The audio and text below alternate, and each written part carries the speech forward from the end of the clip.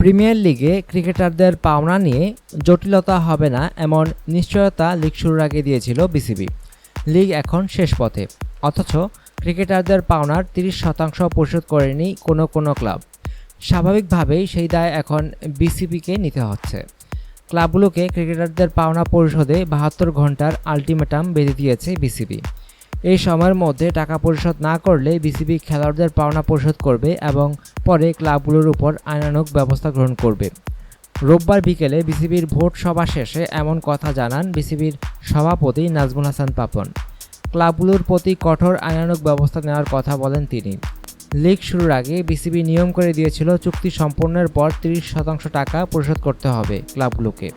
লিগের মাঝামাঝিতে আরও ৩০% পরিশোধ করতে হবে, আর লিগ শেষে ১৫ দিনের মধ্যে পরিশোধ করতে হবে বাকি ৪০% অর্থ। অথচ ভিক্টোরিয়া স্পোর্টিং ক্লাবের ক্রিকেটাররা পেয়েছেন ২০% অর্থ।